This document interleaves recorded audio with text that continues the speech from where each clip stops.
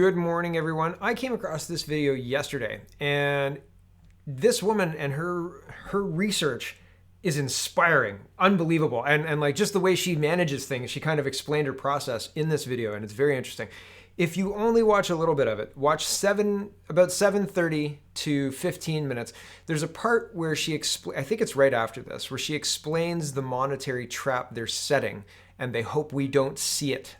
And I think he says, so are we in the trap now? And she says, we're in the trap, but it hasn't closed yet. Hasn't closed yet, but we're in the trap, definitely. She talks about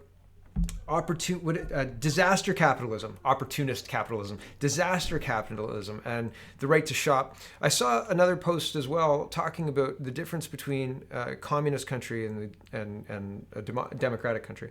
In a communist country, you're basically seen as property. Your rights are seen as something that the government can take away during a crisis, right? And the crisis is we don't have any food, and the reason they don't have any food is mismanagement, et cetera, et cetera, et cetera. Communism doesn't usually work ever. So this is very concerning, especially if you've been to Walmart recently. I went last night and there was bread, but there has been a shortage of bread recently in milk, and they've got the limited for your safety, right? Only one for your safety. Anyway, this woman describes what's going on, what COVID is. Not necessarily COVID the virus, but how they're utilizing COVID. I just finished a video talking about using the nature study in Wuhan to talk about why aren't we focusing on actually getting out of this problem. She explains the reason why. She explains why they're not doing it. I think that her rationale is very believable, very logical, you can follow the bouncing ball very easily. She's very clear. There's a couple of things that may be off-putting to some viewers. She talks about the mark of the beast being the vaccine, like what the vaccine does to the mark of the beast. The whole idea is the vaccine is going to tie you into the cryptocurrency that they're trying to bring in, and that's my next tab. Right here it is.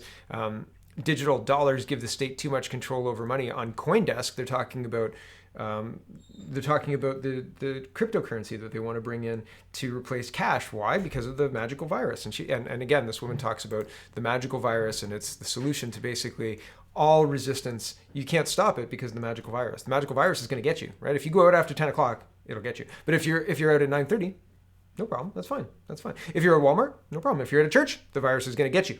You understand the magical virus? That's what I'm talking about. And that's what she's talking about. She understands at a level, and so if you are put off by any of the short form, she talks about Mr. Global as kind of the short form term, the shorthand for the small group of elites that are really controlling the world. And she says it's interesting that as a planet, we don't have a question about how our world is governed, right? She also talks about how it used to be that if you controlled the shipping lanes, then you controlled the world, basically the power structure. You were influential, right? Like the United States has controlled the shipping lanes for a very long time because of their large military. Before that, it was the British Empire, right? And so if you control the shipping lanes, but now there's another angle to this power pyramid, and it's the space satellite lanes, right? And why? Direct energy weapons. And she doesn't talk about direct energy weapons. Maybe she alludes to direct energy weapons, but the reason is weapons, satellite weapons, right? And probably surveillance as well. So very interesting. It really all ties together. And so when I say, why are they doing this? And I say, I know why they're doing this. I know why they're doing this. And the reason that I'm kind of shadowboxing with it is because you can't take somebody from believing that Joe Biden won the presidential election in 2020 to energy weapons and space lanes are part of the control structures of the world. And actually there's an entity that is referred to kind of casually as Mr. Global by that woman, that kind of explains what's going on, the monetary aspect of this. What's amazing about this video is she's so nonchalant about it. She talks about how, she says, like, if you were to look at the mathematics of this and like how money moves over time, you wouldn't believe any of this, but people believe it because the panic and the media that we're plugged into is complicit, is shaping the narrative purposely, right? And whether they're doing it for their own reasons, money, right? Whether they're just, they're in debt and they want to live a lifestyle, or they're compromised by CCP, or whatever the reason is, they're still marching towards this thing. It's more of a monetary thing than it is about keeping people healthy or safe. And that's notable, right? Like that's something to talk about. That's something to note. That's something to definitely consider when considering the interventions being rolled out are ineffective and don't work. Here's just this past weekend, they stopped. Okay, and on the other show, I played the call from Guelph Public Health because I called them and I was like, how did I get blocked on your Twitter? Please let me know. I'm interested. I'm a citizen. I want to be unblocked. I want to have access to the information. Is that legal? Can you just block citizens in your health in your health sector? What did I do specifically to get blocked? Is there a policy I can read? I'm so interested, but I have to wait until January 4th. They have to wait. Oh, well. But anyway, they had vaccine to administer. We had 90,000 doses, but we've only administered 11,000 doses. I don't think anybody should be getting the vaccine. I'm very, very surprised about the fact that there's so many doses. The vaccine, as far as I understand, doesn't stop you from getting the virus, doesn't stop you from transmitting the virus. All it does is reduce the symptoms. But the virus is so potent that you have to be tested in order to know if you have it. Like you've got asymptomatic people, healthy people every day in the case counts. Why don't we know those numbers? How many are healthy? How many have symptoms? How many are sick? Right? What's the ratio of sick to healthy people in the test? Why don't we know that? That's a very important metric. We don't know. Anyway, here it is. While the province has received around 90,000 doses of the Pfizer-BioNTech vaccine this month, only a small fraction of those doses have been administered so far. Update, the province said the retired General Rick Hillier, who chairs the COVID-19 vaccine distribution task force, will provide an update on the province's rollout Tuesday morning. They were all touting, oh, we've got military precision, military, all sorts of, military people in the federal and the provincial. We're going to have the best rollout. Bang, bang, bang, bang, bang. Everybody was like making news articles about it. And oh, yeah, it's going to be a great rollout. It's going to be perfect. And they totally just mess it up. Here's Markey. Oh, no, I've got it wrong. Miss Walsh. On Sunday, Ontario said it had administered 11,241 shots of 90,000 COVID-19 doses that it had received. Data gathered by at Ryan Imgrind, shows Ontario has the lowest vaccination rate among the provinces. Is that because they couldn't get things going? I mean, Hillier says, here's Brian Lilly. I don't know what his game is, but he's got a game. Looks like Ford Nation and General Rick Hillier need a kick in the pants to get vaccines moving quicker.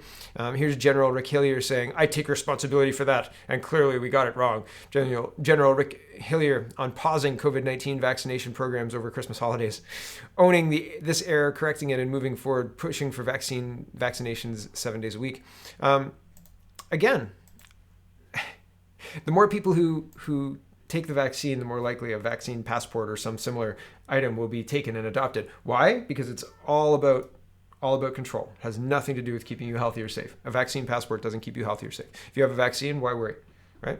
Why worry about what other people are doing? Anyway, COVID-19 CP24 says COVID-19 vaccinations in Ontario to resume full pace today after heavily criticized holiday pause. I mean, are really that many people clamoring for this thing? Do you want Bell's palsy that bad? Laurie Goldstein says, so Justin Trudeau government gets relative handful of COVID-19 vaccines for December. People still fly in from abroad without being tested. Ford Nation government slows inoculating people over the holidays because it says hospitals asked for it. Are we in a crisis or not?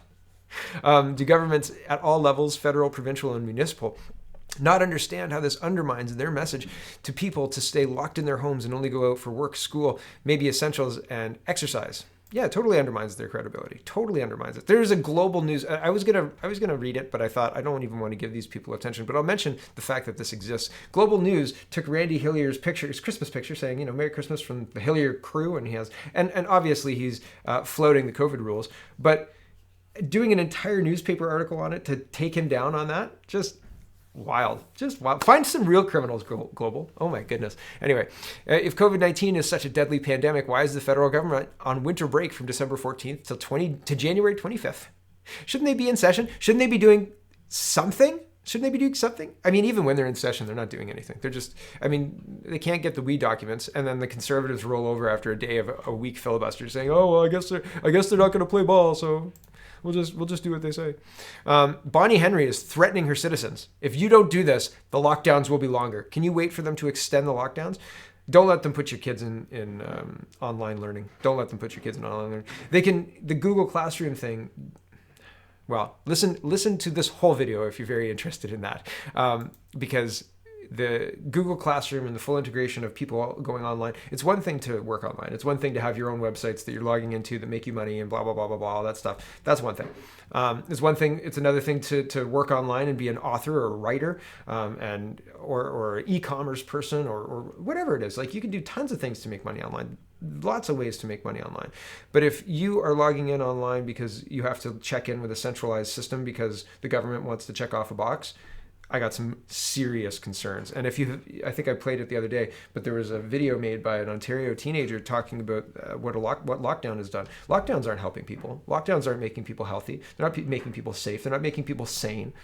This is not good for people. And Bonnie Henry is saying, if you don't listen, if you party with your friends, we're going to have a longer lockdown. Here we go. Many people have the next few days off work, and I want to remind you that we must continue to do everything we can to limit the spread of the virus. Please stay home with only your immediate household. Do not mix households, and do not ring in the new year with friends. Celebrate virtually instead. If you do not, we will see a surge in cases, resulting in a longer lockdown.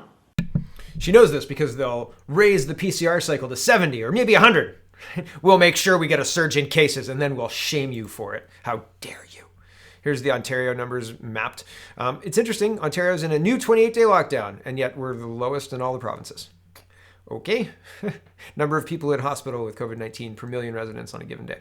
So very interesting. Very, very interesting stuff. It's not about keeping you healthy or safe. It's not about keeping the hospitals at capacity. The hospital workers are doing dances because they got vaccine, right? Yay, TikTok is back. TikTok dancing hospital workers. Woo. This is a sentiment that I think is interesting and worth noting. Thank you to all non-essential workers. That sounds wrong, doesn't it? So does saying thank you to all essential workers. It's not up to government to decide the worth of someone's work. Doing so creates classes of citizens, which is the definition of systemic discrimination. So yeah, I mean, this is very, very concerning what's happening. I thought this was interesting. Somebody pointed out Igor, is it Igor? Hold on, let me double check. Fat Emperor anyway, Ivor Cummins, and he's mapped. There was a Toronto professor, I think it was. I can't remember exactly who it was. It was just in the past couple of days. He talked about how World War I and World War II killed a certain amount of Canadians. And here's data, and I believe it's Swedish government data. I found out later in the thread from 1851 to July 2020 that maps all of the plagues and dysentery all the way back to 1857 about the number dead. And very interesting how COVID stacks up, right? Very interesting. It's astounding how confused data and breathless reporting constantly has resulted in alpine skiing being illegal, right? Just wild. Here's the WHO, World Health Organization's acceptance and uptake of COVID-19 vaccines. Here's the PDF. Okay, I just downloaded this. This is October 2020, and I can't highlight anything on this PDF, but this was interesting. An enabling environment, social influences, motivation, right? So this is how to get compliance. And initially I read through and I thought, okay, maybe they're just trying to give, like, is the vaccination being given in a close by convenient place? Are there any costs involved for the vaccine itself, traveling, opportunity costs, missing work, either monetary or non-monetary? So I thought, okay, this is kind of a document that is helping decision makers kind of figure out, not to inadvertently make a choice that blocks setting it up at 7 a.m. or something like that, right? Like a lot of people just aren't going to go. But then I got to this one. Is the vaccination mandatory to engage in certain activities such as employment, education, traveling abroad, or enrolling in daycare? And another one is the default in workplaces to vaccinate all employees with provisions for those who do not want to be vaccinated to opt out. Do healthcare providers present the opportunity to be vaccinated as the default option? Like, so you're going to get vaccinated and then you have to take steps to get out of it, or you have to, it's offered at work and you have to take steps to get vaccinated, like show up between 10 and 2, right? Like the vaccine person will be here between then. So anybody who wants it could sign up, right? but yeah, the concerning stuff is it mandatory? And then the kind of quasi suggestion, like I didn't suggest it, I just asked if it would be mandatory, right? Like that kind of stuff is icky, and the whole thing is well, I think that if you had people stacking up dead in the hospitals and a whole bunch of people actually sick from this, then you would have a lot of people interested in having a vaccine that worked. But one, we don't have those stacks of dead because the all-cause mortality is normal.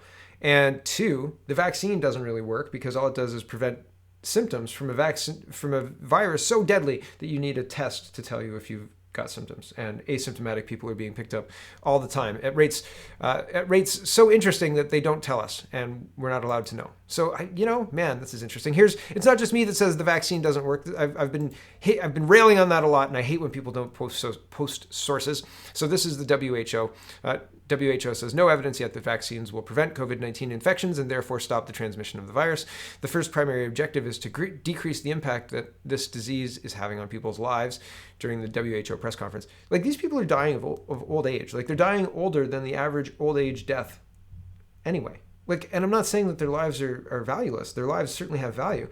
But what I am saying is vaccinating people with an mRNA vaccination that has not been tested on animals and that has been basically rushed to market, I don't see, again, how that works. Refer to the first video. Like, refer to the first what I said at the beginning of this video. I get it. Okay. Here's 13 seconds of well, she says, I don't believe we have the evidence of any vaccine to be confident that it's going to prevent people from actually getting the infection and therefore being able to pass it on. At the moment, I don't believe we have the evidence on any of the vaccines to be confident that it's going to prevent people from actually getting the infection and therefore being able to pass it on. So do you have to still wear masks? Do you have to stay isolated at home? Do you have to just stay as if you're not vaccinated, even if you're vaccinated? What's the point? Considering the risk of Bell's palsy and other adverse risks, or risks of adverse effects. It's WHO. Yeah. WHO warns vaccinated travelers could still need to be quarantined. No matter what we've done to date, the virus will continue to spread despite vaccinations. So we should probably just open up. Like, all of these mitigating factors, doesn't make any sense. Okay, this bends right back down to what we were talking about at the beginning. This is event 201 and COVID lockdowns. This is a good dig. And yeah, I've got time. Okay, so we'll do it. This is Greg. Greg does some great research. Go check this out, and go check out his other stuff too. It's not about a virus. The Canadian COVID-19 Immunity Task Force is the group of experts that the government relies on to make decisions regarding lockdowns, mask mandates, etc. Who's in charge of this task force? Buckle up. I've been wanting to look into this, and I'm so glad that somebody did the research for me, so thank you, Greg. While searching for info on serology testing, I came across a page from the Government of Canada that states how it's used to determine which public health measures need to be in place. And you can see the website, and serology tests aren't used to diagnose COVID-19 in the early stages of infection since they don't detect the virus itself. Serology tests can help determine which public health measures need to be put in place. The reason I'm concerned is because Johns Hopkins' own website says that these tests can give positive results for all kinds of different types of coronaviruses, false positives from common illnesses. But I digress. So here's the Hopkins stuff. And I'm not going to read all of the proof here unless it makes sense to read. The same Government of Canada website goes on to say that the COVID-19 Immunity Task Force is the body in charge of the serology testing. Who is on the task force? The leadership team includes a few familiar faces like Theresa Tam and Gary Kobinger. Kobinger worked directly with Dr. Key, who was fired from the Winnipeg Microbiology Lab after being caught giving information and smuggling vials to China. Kobinger defended Dr. Key. There's one main man in particular who's involved in the leadership group that stood out. He's also the leader of the secretariat of the task force, which, among other things, will advise decision makers on implications for response strategies. Tim Evans. Tim Evans has worked for the Rockefeller Foundation, Gavi, co-founder, World Bank, WHO. He's also a Rhodes Scholar, like our Deputy PM, Chrystia Freeland. He appears to have a profile with the World Economic Forum, where Chrystia Freeland is on the board of trustees. There was another situation in 2017, much like Event 201, and Tim Evans was there. Oops, sorry about that, everyone. Tim Evans was there. Hold on. read about what he said about it. And he says, we realized people were just making it up as they were going along, including us, Evans said, referring to the Ebola response. The bank wanted to move from a history of panic and neglect to where we're going to start to prepare much more systemically to be ready for 100% probability that we will be dealing with this again, he said, probably sooner than we expect. And this is 2017, very interesting. Tim is a real big shot when it comes to the global health and has been for a while. He seems to run with a pretty tight crew. Canada's COVID-19 task force is run by Gates Rockefeller, UN agent. COVID-19 is about setting up tyrannical world government based on medical security and is certainly not a naturally occurring zoonotical recombination of bat coronavirus. This is 201. There have been warnings going back for years about these people setting up the groundwork for a global health agenda. These are from 2014 and 2015. So it's more reports talking about the health role and security. From its health security role addressing surveillance, notification, and control of resurgent infectious diseases. And again, it all comes back to the UN Sustainable Development Goals. It cannot be put more succinctly. So the WHO's Sustainable Development Goals, a panel of 3 experts were interviewed on where we were headed with the post-2015 Minimum Development Goals, MDGs, for health and future sustainable goals, SDGs. And again, if you haven't looked into this, I thought it was absurd that they would be shutting down air travel, and here we are, right? Just to be absolutely clear, let's review Canada's COVID-19 task force mandate. Do you see any commonality in each of these items?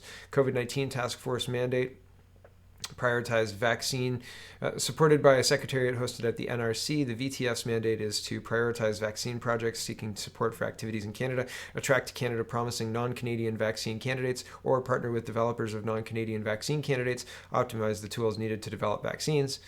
And here is NRC Canada, comprised of its multidisciplinary experts and industry leaders in the field of vaccines of the COVID-19 Vaccine Task Force, VTF, provides invaluable insight on a volunteer basis to help the Government of Canada make sound, evidence-based decisions to protect the health and safety of Canadians during the pandemic,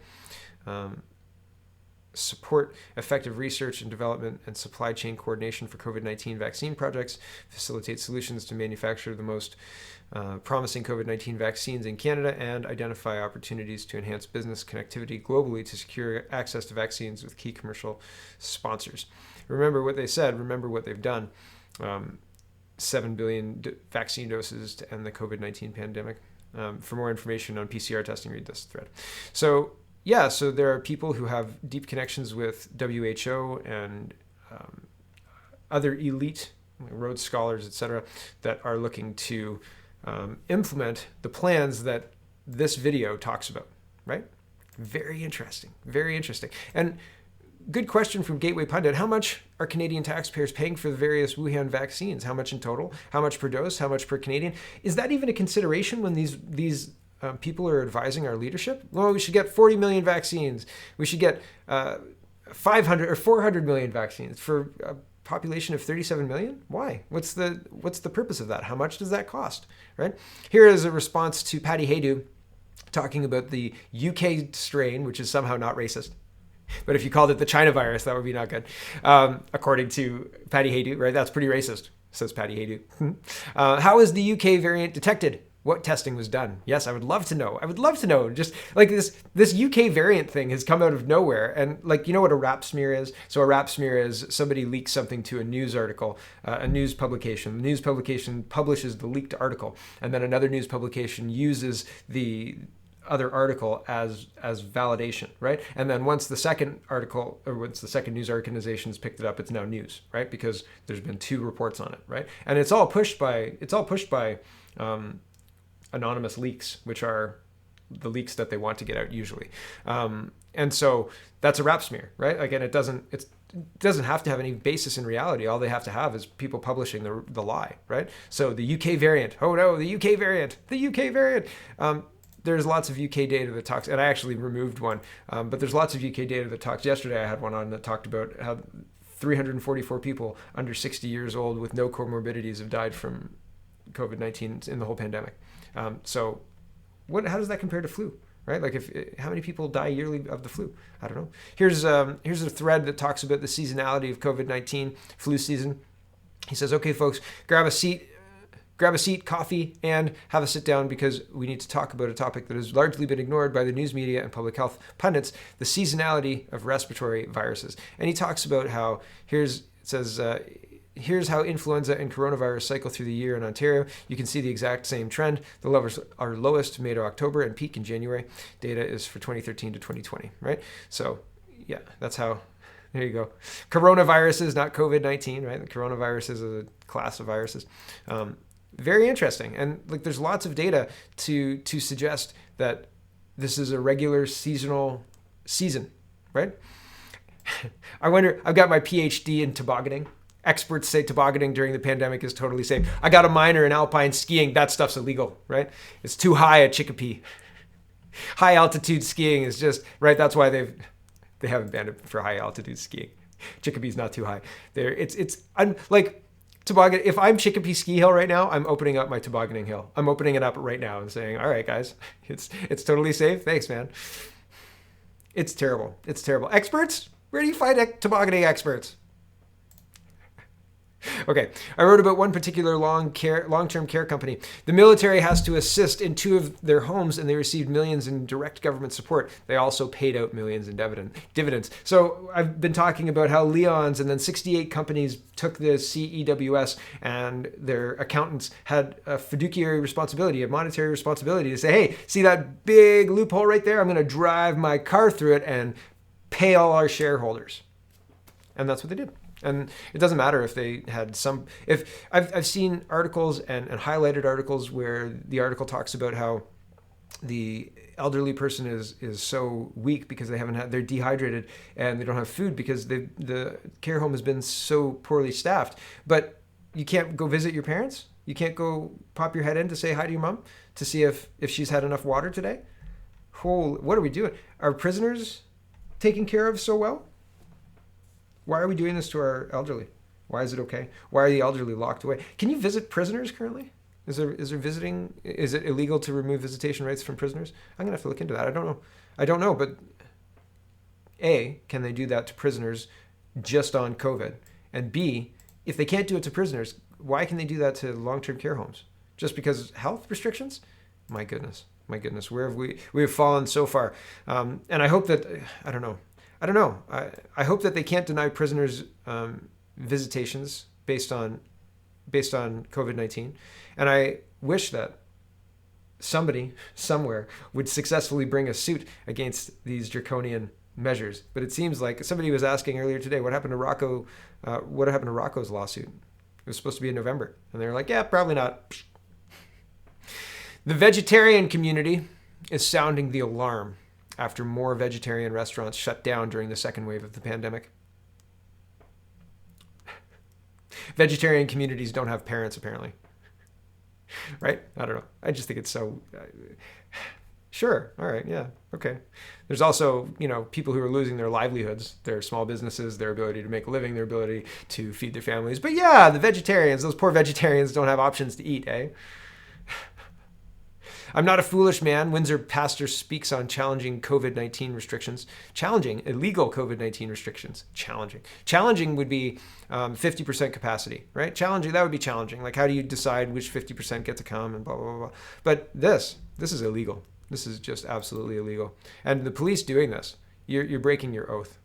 You're breaking the law. Second job posting for community lead anti-racism program team. Another thing that I would like our leadership to do is get rid of all this crap. If it's critical race theory based, anti-racism based, if anti-racism is in the name, that program's cut. Gone. See you later. See ya. Gone. Right away. Like day one of whatever imaginary term. But the unfortunate thing is once these people will be utilized as useful idiots until they've outlived their usefulness. Another interesting thing here, and this is the last tab, I'm going to tie this back to this. She talks about the impressive research skills that I was blown away with. She talks about how, I'll see if I can find it here. She's talking about the Black Lives Matter riots, and she talks about how they highlighted all the states that had riots. and the cities and tried to find patterns. And she once she found a pattern, she drilled into it and said, okay, let's take the Milwaukee or whichever one. And she talked about trying to figure out why these cities. Was there a pattern, or was Black Lives Matter completely undirected, right? Or was there some kind of something tying it all together? And she said they couldn't find a real pattern with governors, Republican or Democratic. They couldn't find a pattern with other things. And she said, tell me if there's Fed headquarters in any of those places. And out of all the riots, 37 of them had Fed headquarters in the same place. And then they drilled down and then mapped where the damage had been. And basically that's how she came to the conclusion of disaster capitalism, because like this disaster happened and COVID happened, and the real estate prices in a downtown core for small businesses, what are those prices going to do?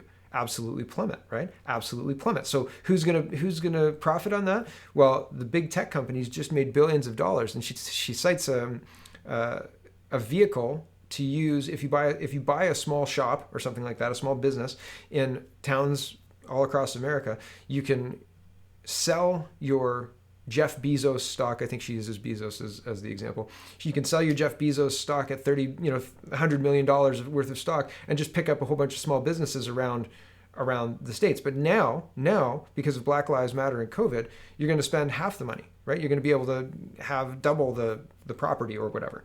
Is that plausible? I don't know. It sounds potentially reasonable. I just thought the investigative skill to think to go phase one, phase two, like now that we've seen this pattern, a lot of the times I have a pattern. I'm like, okay, I see this pattern, and then I don't know what to do with it. I'm like, I'll show you, and think maybe somebody will tell me what I should do with the pattern next, because I don't know, right? I looked at the critical race theory stuff. I looked at what my local school board was doing, and I was horrified. And the only thing I could think to do was tell you. So, and I mean, maybe that's all I'm supposed to do, right? Maybe that's all I'm supposed to do. Maybe I'm not at her level yet. Maybe I've got some years to go. But that kind of stuff, this kind of reasoning, this whole hour, 45 minutes or whatever, listen to it in double time. But just very, very interesting, very on topic, exactly what's happening right now. And this kind of stuff, like there's no money in the cupboard for helping, in Calgary, right? For like the whole downtown core is just decimated at this point in time. But there's money in the cupboard to hire an anti-racism program team lead to tell everybody how they're so racist. Okay, welcome to Canada, I guess. Like, talk about demoralization of a country, right? Like, just rub that salt in your eye, right? My goodness. Anyway, that's enough out of me for today. Thanks for watching, everybody. Check out CanadaPoly.com. Check out CanadaReport.co. Check out SpeakingMoistly.co. I should be recording with Greg today. I think so. And really, go watch this video. It's crazy. Sorry about the pause face here. That's even worse. Anyway, have a wonderful, wonderful day.